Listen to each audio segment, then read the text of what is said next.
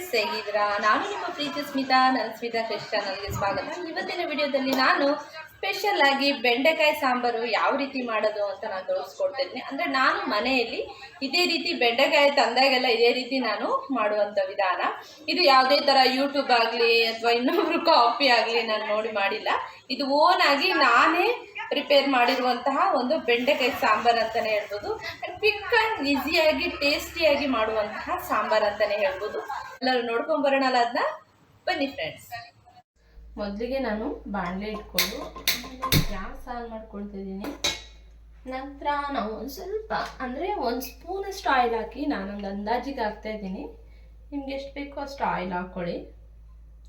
ನೋಡಿ, 1 spoon oil ಹಾಕ್ಕೊಂಡು ನಾನು ಬೆಂಡೆಕಾಯಿ ಸಾಂಬಾರು ಮಾಡ್ತಾಯಿದ್ದೀನಿ. ನಾನು ಸ್ವಲ್ಪ ಗಟ್ಟಿಗೆ ಮಾಡ್ಕೊಳ್ತೀನಿ, ಆವಾಗಲೇ ಚೆನ್ನಾಗಿರುತ್ತೆ. ಇವಾಗ ನಾನು ಚೆನ್ನಾಗಿ ತೊಳ್ಕೊಂಡು ಕಟ್ ಮಾಡಿ ಇಟ್ಕೊಂಡಿರುವಂತಹ ಬೆಂಡೆಕಾಯಿನ ಹಾಕ್ತಾಯಿದ್ದೀನಿ. ಇದನ್ನು ನಾವು ಚೆನ್ನಾಗಿ ಒಂದು 10 ಮಿನಿಟ್ಸ್ ಚೆನ್ನಾಗಿ, ಅಂದರೆ ಅದು ನೋಳೆ ಇರುತ್ತಲ್ವ, ಥರ ನಾರು ಥರ ಇರುತ್ತೆ, ಅದೆಲ್ಲ ಹೋಗೋವರೆಗೂ ನೀವು ಚೆನ್ನಾಗಿ ಫ್ರೈ ಮಾಡ್ಕೊಳ್ಳಿ. ನೋಡಿ, ಈ ರೀತಿ ಫ್ರೈ ಮಾಡ್ಕೊಬೇಕು ಚೆನ್ನಾಗಿ, 10 ಮಿನಿಟ್ಸ್ ಅಷ್ಟೇ.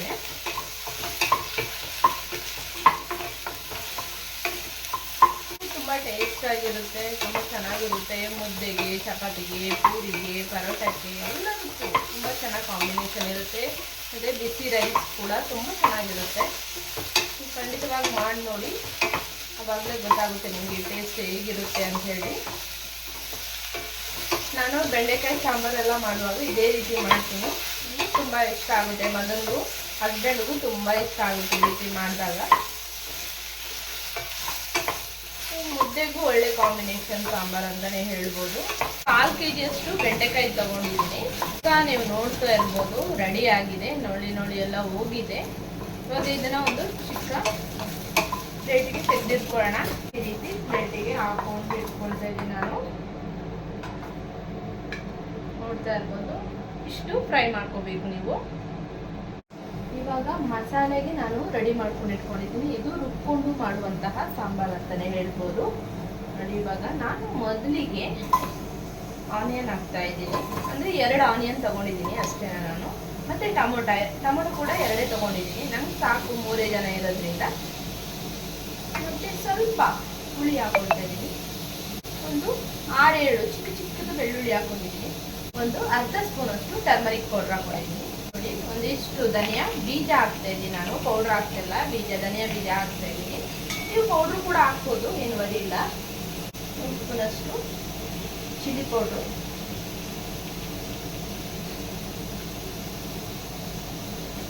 ಇನ್ನೊಂದು ಸ್ಪೂನ್ ಹಾಕಿದ್ದೀನಿ ನಾನು. 2 ಸ್ಪೂನು ಚಿಲ್ಲಿ ಪೌಡ್ರ್ ಹಾಕೊಳ್ಳಿ. ಸಾಂಬಾರ್ ಪೌಡ್ರು 2 ಸ್ಪೂನಷ್ಟು ಹಾಕೊಳ್ತಿದ್ದೀನಿ ನಾನು. ಮೆಂತೆ ನೀವು ನೋಡ್ತಾ ಇರ್ಬೋದು, ಮೆಂತೆ ಒಂದು ಅರ್ಧ ಸ್ಪೂನಷ್ಟು ಮೆಂತೆ ಹಾಕೊಳ್ಳಿ. ಜಾಸ್ತಿ ಹಾಕೊಳ್ಬೇಡಿ, ಕಹಿ ಬರುತ್ತೆ. 2 ಸ್ಪೂನಷ್ಟು ಆಯಿಲ್ ಹಾಕೊಳ್ಳಿ. ನೀವು ಆಯಿಲ್ ಹಾಕೊಂಡು ಚೆನ್ನಾಗಿ ಫ್ರೈ ಮಾಡ್ಕೋಬೇಕು. ಈ ರೀತಿ ಚೆನ್ನಾಗಿ ಫ್ರೈ ಮಾಡ್ಕೊಳ್ಳಿ.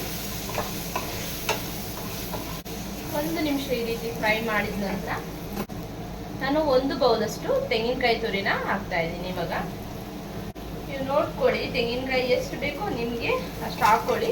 ಮತ್ತು ಕಮ್ಮಿ ತೆಂಗಿನಕಾಯಿ ಹಾಕಿದಷ್ಟು ನಿಮಗೆ ಟೇಸ್ಟ್ ಜಾಸ್ತಿ ಬರುತ್ತೆ. ಮತ್ತು ಸ್ಪೈಸಿ ಇರೋರು ಕೂಡ, ಸ್ಪೈಸಿ ಬೇಕು ಅನ್ನೋರು ಕೂಡ ಕಮ್ಮಿ ತೆಂಗಿನಕಾಯಿ ಹಾಕ್ಕೊಳ್ಳಿ.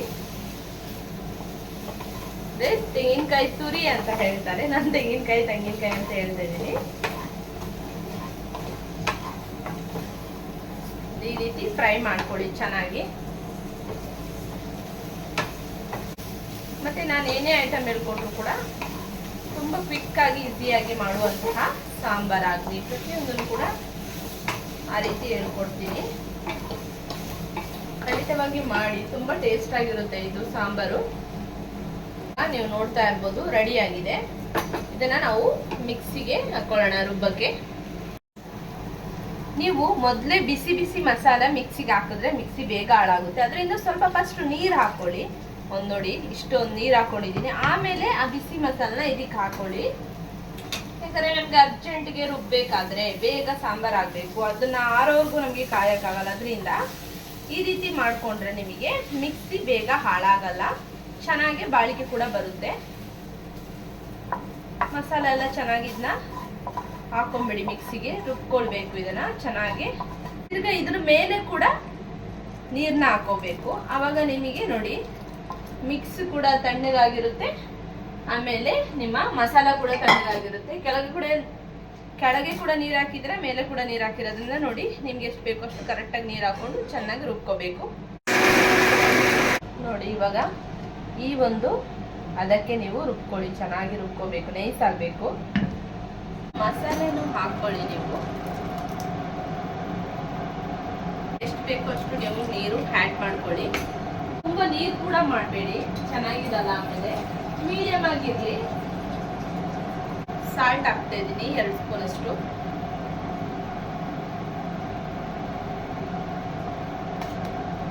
ಸಾಲ್ಟ್ ಕೂಡ ನೋಡಿಕೊಂಡು ರುಚಿಗೆ ತಕ್ಕಂತೆ ಹಾಕಿ.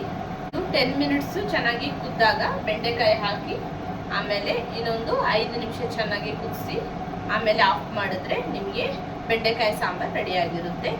ಅದನ್ನ ಈ ರೀತಿ ಸುಮ್ಮನೆ ಮುಚ್ಚಿಡಿ ಅಷ್ಟೇ, ವಿಸಿಲ್ ಏನು ಹಾಕಬೇಡಿ. ಸುಮ್ಮನೆ ಈ ರೀತಿ ಮುಚ್ಚಿಟ್ರೆ ಬೇಗ ಕುದಿಯುತ್ತೆ ಅನ್ನೋಕ್ಕೋಸ್ಕರ ನಾನು ಮುಚ್ಚಿಡ್ತಾ ಇದ್ದೀನಿ. ಮತ್ತೆ ವಿಸಿಲ್ ಹಾಕಿ ಎಲ್ಲ ಮಾಡಕ್ಕೆ ಹೋಗಬೇಡಿ. ಇವಾಗ ಕುದೀತಾ ಇದೆ. ಇವಾಗ ಬೆಂಡೆಕಾಯಿನ ಹಾಕೋಣ, ಹುರಿದಿಟ್ಕೊಂಡಿರೋಂಥದ್ದು ಬೆಂಡೆಕಾಯಿ. ಇವಾಗ 3/4% ನಾವು ಹುರಿದಾಗಲೇ ಬೆಂದಿರುತ್ತೆ.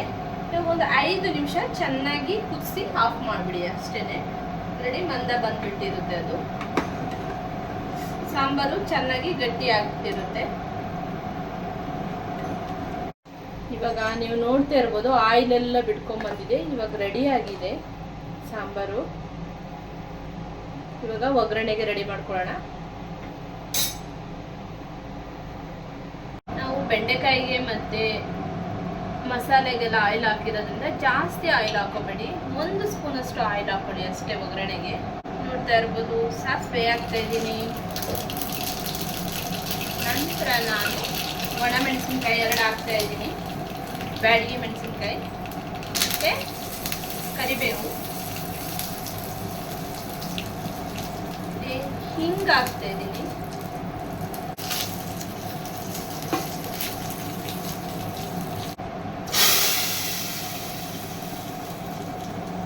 ಬೆಂಡೆಕಾಯಿ ಕೂಡ ಚೆನ್ನಾಗಿ ಬೆಂದಿದೆ. ಸಾಂಬಾರು ಕೂಡ ನೋಡಿ ಯಾವ ರೀತಿ ಗಟ್ಟಿಯಾಗಿ ಬಂದಿದೆ. ನೀವು ನೋಡ್ತಾ ಇರ್ಬೋದು ಇವಾಗ ಬೆಂಡೆಕಾಯಿ ಸಾಂಬಾರು ಸೂಪರ್ ಆಗಿ ರೆಡಿಯಾಗಿದೆ. ತುಂಬ ಟೇಸ್ಟಿಯಾಗಿ ಇರುತ್ತೆ, ಕ್ವಿಕ್ಕಾಗಿ ಕೂಡ ಮಾಡ್ಬೋದು. ಆರಾಮ್ಸೆ ಎಲ್ಲರೂ ಕೂಡ ಗೊತ್ತಿಲ್ಲದವರು, ಇಷ್ಟ ಆಗಿಲ್ದವರು ಬೆಂಡೆಕಾಯಿ ಸಾರನ್ನ ಈ ರೀತಿ ಮಾಡ್ಕೊಂಡು ತಿಂದರೆ ತುಂಬ ಟೇಸ್ಟಿಯಾಗಿರುತ್ತೆ. ಟ್ರೈ ಮಾಡಿ, ಕಮೆಂಟ್ ಮಾಡಿ.